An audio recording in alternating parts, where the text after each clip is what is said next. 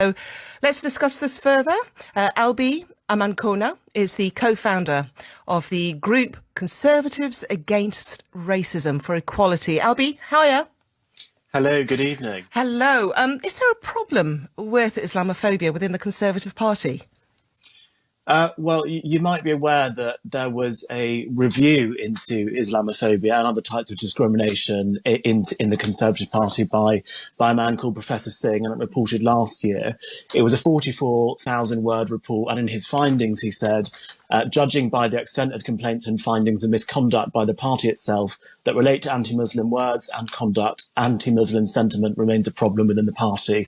And indeed, after that report was published, the Conservative Party said that it would act on all of its recommendations. So there would be no recommendations if there was no problem. OK.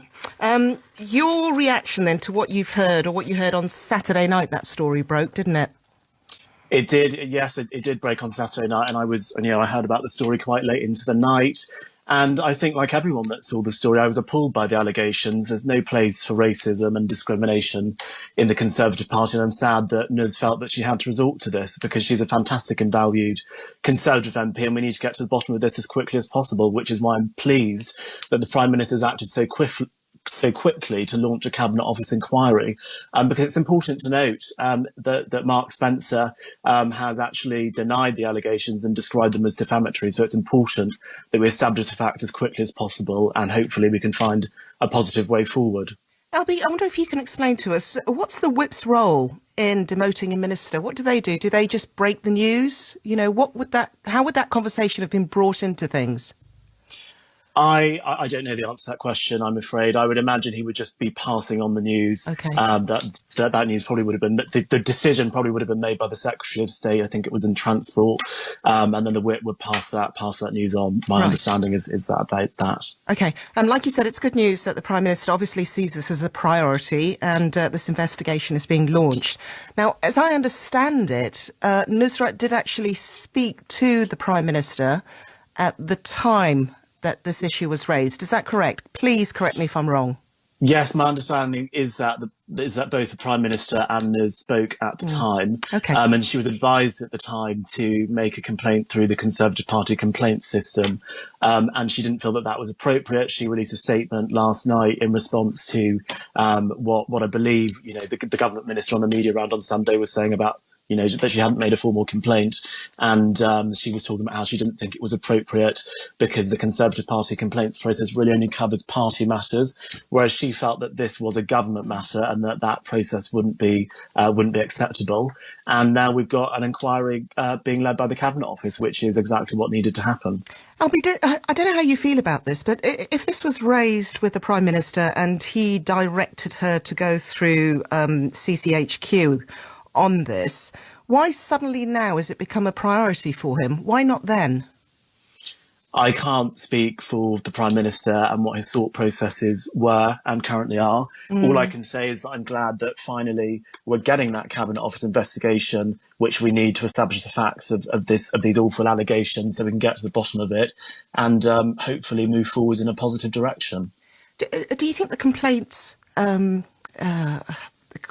process within the Conservative Party is fit for purpose? What's your feeling? What have people been saying to you? Well, the Singh investigation that I was talking about earlier actually recommended that the Conservative Party complaints process needed to be completely revamped and become more transparent. They actually said that the complaint system was in need of overhaul, that it was under-resourced and the staff were inadequately trained, that our data collection system was weak and there was poor communication between officials, complainants and respondents. So that was a finding of the Singh investigation, which the Conservative Party is going to implement every recommendation. I believe it's by July this year, so I would agree with Professor Singh on that. Right, OK. So just to remind people, this is the Singh investigation. One of the things that they brought up as part of this was the appropriateness of sanctions. They said that there are no clear guidelines as to which behaviours should attract which sanctions. If we're talking clear-cut Islamophobia, I'm not talking just about this case, but in general, if there is a finding that goes in favour of a case where Islamophobia has been proven, what would you expect a sanction to be? I would expect that if a Conservative Party member was overtly racist to another Conservative Party member, that they would be chucked out of the Conservative Party and their membership would be suspended. That is what my expectation would be. OK, and just very, very quickly, the way things are going, do you think Boris Johnson should resign? I can't answer that question. I'm afraid, this is a prime minister who you can never really count Boris out. He's in a lot of trouble at the moment. We've got the Sue Gray investigation coming out later on this week, and we'll just have to see how he responds to that.